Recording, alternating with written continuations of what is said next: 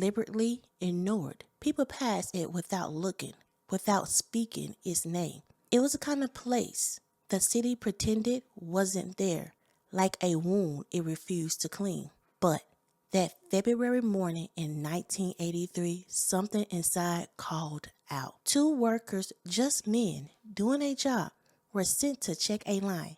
They stepped past the broken threshold and into the dark. The smell hit first. Wet wood, mold, a breath of something long decay. Light barely reaching the interior. Their boots crunched over the broken tile. Rat droppings, a child's shoe that didn't belong. They found the basement door ajar. They went down anyway. The air was different there, still, thick with dust that didn't stir. And in the middle of the room, light only by a pale spill of light from a narrow broken window, was her. She was laying face down, small, too small. No movement, no sound, just a slight figure in the center of the concrete floor, placed as if in offering, a caution. She wore a yellow V-neck sweater, too long for her frame. The sleeve bunched around her thin arms. It reached just to her knees, but covered little. Her legs was bare, skin marked with cold.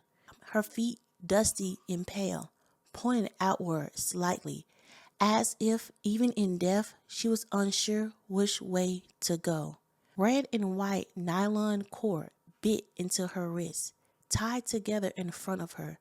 There were bruises around her neck, the deep and dreadful signature of someone who had stolen her last breath.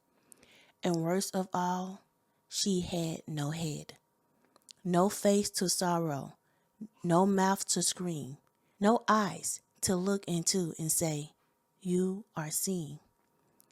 There was only her body left in the dark, a girl with no name, a child whose story had been silent twice, one by death and one by design. And somewhere in the city above, someone still lived, walking sidewalk, buying groceries, shaking hands, who knew exactly why she was there. But for now, all anyone could do was stand in the crumbled basement and wonder, who was she? And why had no one come looking? And what kind of darkness leave a child like that, alone in the cold with no head and no past? This is the case of St. Louis Jane.